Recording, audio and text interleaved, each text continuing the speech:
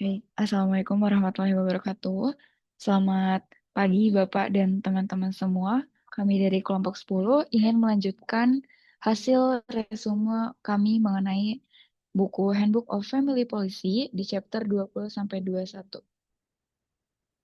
Untuk anggota kelompok kami yaitu yang pertama ada Anita Oktaviani dan yang kedua ada saya Fasya Isa Riardi. Baik, untuk pembahasan di chapter 20 yaitu mengenai Poor Family Policies has Latin America moved towards more gender and social equity, dan di bab 21 yaitu Family Policy in India, Contradictions, Continuities, and Change. Baik, baik, untuk pembahasan di chapter 20 akan dijelaskan lebih lanjut oleh Anita. Ya, baik. Terima kasih Fasya untuk chapter 20 yaitu dengan judul For Family Policies has Latin America Moved Toward More Gender and Social Equity dari Bluefield dan juga Franzoni. Jadi di mana pada subbab ini menerangkan bagaimana perubahan positif dalam konteks ketidaksetaraan yang mendalam atau positive change in the context of deep inequalities. Kemudian reformasi kebijakan mengenai cuti orang tua dan layanan perawatan, serta implikasinya terhadap gender dan kesetaraan sosial atau policy reforms on parental leaves and care service and their implication for gender and social equity. Di samping itu, pada bab ini juga menerangkan mengenai cuti yang berlaku di Amerika berdasarkan pekerjaan atau employee-based leave in Latin America. Dan juga yang terakhir adalah layanan pendidikan dan PAUD di Amerika Latin atau Early Childhood and Education Service in Latin America. Boleh di next?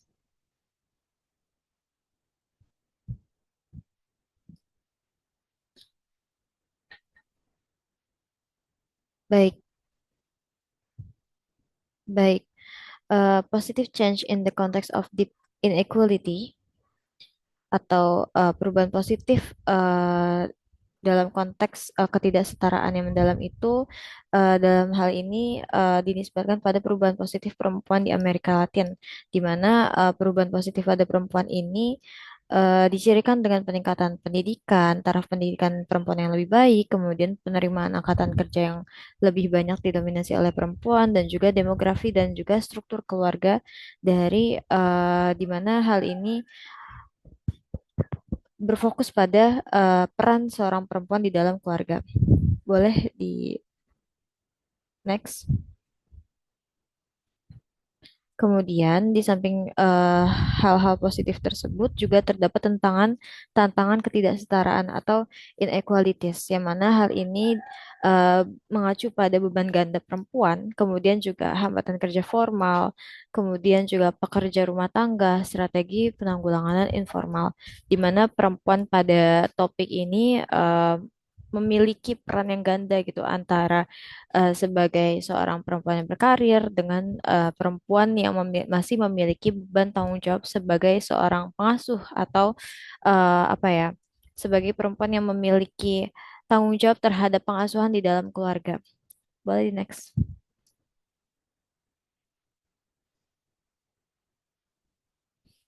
Kemudian klasifikasi kebijakan menurut Bluefeld dan Franzoni tahun 2015 itu terdapat tiga hal. Yang pertama maternalisme, kemudian tanggung jawab bersama ayah, kemudian tanggung jawab bersama negara. Ini pada sub policy reforms on parental leaves and care service and their implication for gender and society equity. Boleh di next.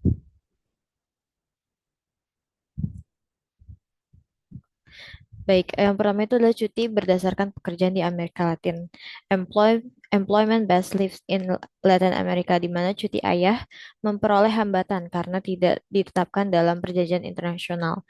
Penulis juga menganggap bahwa cuti ayah selama 1 sampai 5 hari segera setelah melahirkan atau dengan kata lain setelah ibu melahirkan itu hanya digunakan oleh ayah untuk mendampingi ibu selama pemulihan pasca persalinan sebagai batas maternalisme, bukan menjadi suatu alat yang membantu ayah untuk bisa menemani anaknya untuk bisa tumbuh kembangnya selama beberapa tahun gitu ya, setelah persalinan. Kemudian cuti ayah di luar ini dianggap sebagai mendorong tanggung jawab bersama ayah, di mana di Amerika Latin sendiri mayoritas cuti ayah saat ini diberikan sangat terbatas atau bahkan tidak ada sama sekali. Dan juga pembagian antara ibu dan ayah dianggap mendorong tanggung jawab bersama ayah. Boleh, di next. Kemudian, pada bagian layanan pendidikan dan PAUD di Amerika Latin atau Early Childhood and Education Service in Latin America, di mana hal ini dibagi lagi menjadi beberapa hal yang mana prioritas kebijakan meningkat. Jadi sejak awal abad 2000, abad ke-21, negara-negara Amerika Latin semakin memprioritaskan atau mengutamakan layanan pendidikan dan pengasuhan anak usia dini atau ESI, di mana hal ini diperuntukkan terutama dikhususkan untuk anak yang berusia 4 sampai 5 tahun. Di samping itu juga hal ini terdapat pergeseran tanggung jawab, di mana adanya pengakuan yang berkembang bahwa pengasuhan anak usia 0 sampai 3 tahun bukan lagi hanya urusan pribadi perempuan, melainkan juga tanggung jawab bersama. Sehingga diadakannya kebijakan ini di Amerika Latin dan juga fokus keadilan sosial. Di beberapa negara seperti Chile, Meksiko, Republik Dominika turut menerapkan program tersebut, yang mana hal ini menargetkan pada anak-anak dari keluarga yang memiliki penghasilan yang rendah, di mana anak-anak yang ditargetkan juga punya riwayat ataupun dalam kondisi status kekurangan gizi dan juga keluarga dengan kerentanan sosial. Lagi next.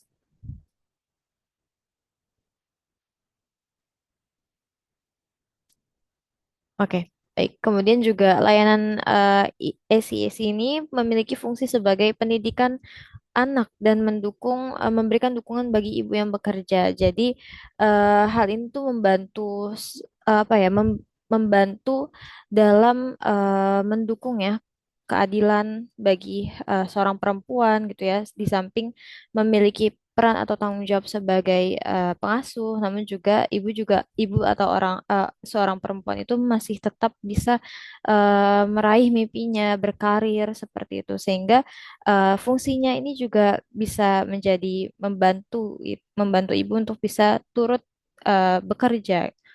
Kemudian juga tantangan implementasinya dari kebijakan ini adalah tingkat prioritas SD yang bervariasi, sumber daya yang bervariasi, kemudian ketersediaan layanan yang belum mencukupi, juga kualitas dan jam layanan. Di samping itu juga adanya ketidaksetaraan distribusi sumber daya dan biaya yang tinggi. Dan di samping itu juga regulasi pemberi kerja, di mana mandat pemberi kerja yang mewajibkan perusahaan besar untuk mendanai layanan pendidikan anak yang terbatas dapat menyebabkan diskriminasi pasar kerja terhadap perempuan karena adanya beban tambahan, kemudian keengganan perusahaan, pembatasan kesempatan kerja, dan juga mandat menitipkan anak dan menyusui. Boleh, di next. Ya, setelah ini akan disampaikan kembali oleh Fasya. Baik, selanjutnya Family Policy in India di bab 21 mengenai contradictions, continuities, and change. Pada bab ini dibahas yaitu India tidak pernah membuat kebijakan yang secara langsung ditunjukkan untuk keluarga, tapi negara membuat kebijakan di bidang lain seperti pendidikan, kesehatan, pekerjaan, perempuan, dan anak. Nah, keluarga di chapter 21 ini di bab India digambarkan sebagai unit moral, patriarkal, dan altruistik, yaitu penuh pengorbanan, di mana kebijakan publik di India masih berpijak pada ide keluarga patriarkal sebagai jaring pengaman utama dan beban perawatan anak dan lansia yang ditanggung oleh perempuan. Nah, sejak akhir 1980-an, India melakukan liberalisasi ekonomi, yaitu beralih dari sistem negara kesejahteraan atau welfare state yang sebelumnya banyak mengatur dan melindungi warganya menuju ekonomi pasar bebas yang lebih terbuka terhadap investasi dan kompetisi.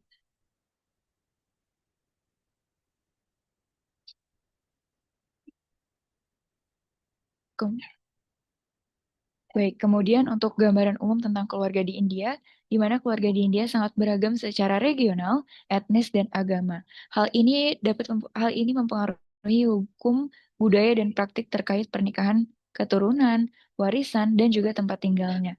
Nah, model patriarki ini dominan di negara India, di mana ada patrilineal atau warisan melalui anak laki-laki, kemudian ada patrilokal atau anak laki-laki tinggal bersama orang tua, dan anak laki-laki dianggap lebih berharga daripada anak perempuan. Di beberapa masyarakat di India, ketika anak perempuan menikah, keluarga harus memberikan mahar atau dowry kepada keluarga pengantin pria. Anak perempuan sering dianggap sebagai beban ekonomi. Kemudian ada upah minimum, ketenaga kerjaan perempuan dan kehidupan keluarga, yaitu terdapat UU Upah Minimum tahun 1948, kemudian ada standar keluarga kerja atau working class family yang bersifat patriarkal, dan kemudian ada tingkat partisipasi kerja perempuan sangat rendah atau sekitar 21% saja. Nah, perempuan tetap terjebak di pekerjaan bergaji rendah tanpa jaminan agar tidak mengganggu peran domestik. Kebijakan kependudukan di India ini sejak 1970-an mengenai pengendalian populasi dianggap sebagai kebijakan pembangunan utama karena jumlah penduduk dianggap sebagai penghambat pembangunan. Jadi pemerintah menggunakan insentif dan sanksi bahkan paksaan untuk menekan angka kelahiran. Kemudian orang tua dengan lebih dari 2 anak kehilangan hak-hak tertentu dan ada program revaluasi anak perempuan seperti transfer tunai bersyarat atau CCT untuk anak perempuan tidak efektif. Nah, anak-anak sebagai kategori dalam kebijakan sosial ini dalam pandangan umum dipandang sebagai kekayaan bangsa atau nation's wealth dan bagian dari kategori kesejahteraan sosial. Kemudian ada kebijakan 5 tahun di mana tahun 1951 ini fokus kepada gizi dan pendidikan anak usia dini dan pembentukan CSWB. Kemudian di tahun 1956 anak dianggap sebagai aset ekonomi masa depan. Kemudian menjadi investasi SDM anak jadi prioritas.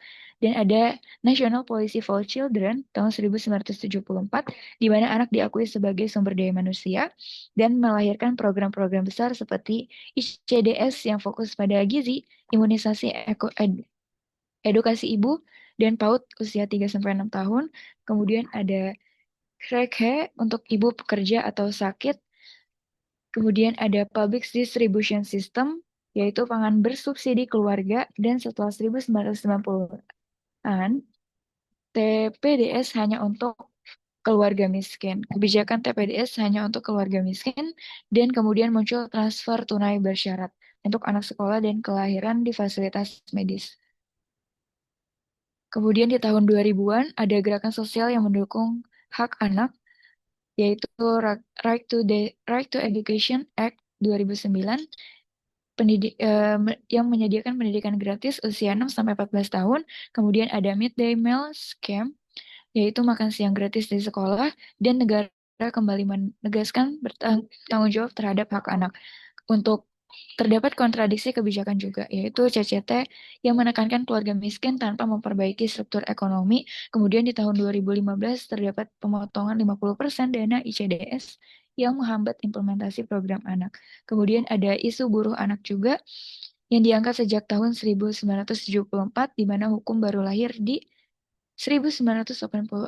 Larangan total di tahun 2016, yaitu pemerintah melarang anak di bawah 14 tahun untuk bekerja, tetapi ada pengecualian untuk anak yang boleh bekerja, yaitu di usaha keluarga, misalnya membantu orang tua di toko atau di ladang, dan anak juga boleh bekerja setelah jam pulang sekolah. Akibatnya, legitimasi eksploitasi anak ini bertentangan dengan alasan untuk membantu keluarga. Kemudian ada hak-hak ketenagakerjaan untuk ibu hamil dan perawatan anak di mana cuti melahirkan dan tunjangan ibu anak di India. Ini terdapat di Konstitusi India pasal 42, negara wajib menyediakan kondisi kerja yang manusiawi dan perlindungan bagi ibu melahirkan. Kemudian fokus kebijakan lebih banyak pada sektor formal, padahal hanya sedikit perempuan yang bekerja di sektor ini. Terdapat pekerja tetap juga di sektor publik, yaitu mendapat hak cuti melahirkan penuh. Kemudian di 1997 itu hak cuti di 90 hari, kemudian tahun 2006 menjadi 180 hari. Nah, cuti ayah ada 15 hari yang bisa diambil sebelum atau 6 bulan setelah kelahiran anak. Kemudian sejak 2006, cuti mengasuh anak maksimal menjadi 2 tahun per anak selama masa kerja. Hak-hak untuk ketenagakerjaan untuk ibu hamil dan perawatan anak di pekerja sektor informal 95% dari total kemampuan bekerja yang diatur oleh Maternity Benefit Act 1961, haknya dari 12 minggu cuti dengan gaji sebagian dan tunjangan kecil memiliki masalah utama yaitu banyak pelanggaran dan tidak dilaksanakan dengan baik dan perempuan sulit mengklaim haknya. Kemudian terdapat amandemen tahun 2017 yang menambah durasi jadi 26 minggu, tapi dampaknya kecil karena lemahnya implementasi. Kemudian pemerintah mulai mengakui hak cuti bagi ibu adopsi dan ibu pengganti. Untuk pekerja tetap di penitipan anak atau KREKE dan pendidikan dini publik, yaitu wajib tersedia di tempat kerja menurut berbagai UU Ketenagakerjaan. Tapi dalam pelaksanaannya masih lemah dan banyak yang tidak berfungsi dan memiliki masalah umum yaitu fasilitas yang buruk, tidak aman, dan tanpa pengawasan profesional. Banyak perusahaan juga yang menghindari kewajiban mendirikan tempat penitipan anak atau KREKE. Beberapa perusahaan besar menyediakan fasilitas penitipan anak di kantor untuk mempertahankan pekerja perempuan, namun perempuan kelas bawah sering terpaksa berhenti kerja atau mengandalkan keluarga perempuan lain untuk membantu menjaga anak. Untuk kesimpulan dari kedua bab ini, yaitu memperlihatkan bahwa meskipun terdapat langkah-langkah maju dalam kebijakan keluarga baik di Amerika Latin dan India, transformasi menuju keadilan sosial dan gender masih bersifat parsial, di mana di Amerika Latin negara mulai menampilkan peran lebih aktif dalam mendukung perawatan anak dan keseimbangan kerja keluarga, namun implementasinya masih terbatas oleh disparitas sosial ekonomi.